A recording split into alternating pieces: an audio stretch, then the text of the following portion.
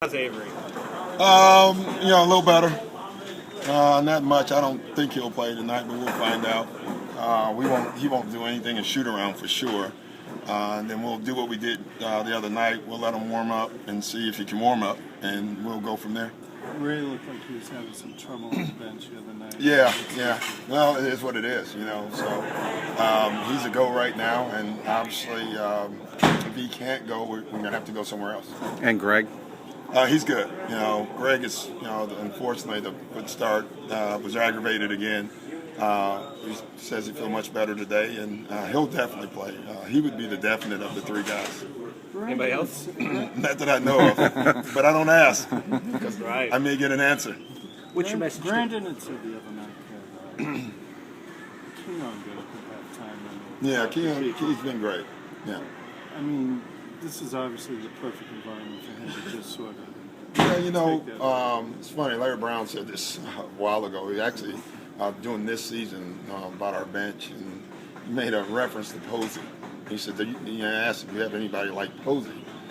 I didn't know what he meant. He said, you need somebody on your bench to tell the starters the truth. The starters always tell the second unit the truth because they're the starters. He said, but the great teams always have a guy on the bench to tell the starters the truth. And I thought Keon did that the other night. I kept saying in the first half that we wasn't right, our spirit wasn't right. And, it's one thing for the coach to say it. It's a whole different ball game when somebody in the locker room says it. And it's tough for the starters to say it to each other because it was them. And so, those are little things that make your team better. You need guys, and you need a guy to do it with credibility. And Keon has that. Last night, Doc, along that same mode, Larry, after the game, called his team soft. Have you ever had to, attack their, Bird called the Pacers soft after that loss? Yeah, I don't know. Listen, last time he did that, Kurt Rambis had the famous clothesline. So if I'm Miami, I'd watch out.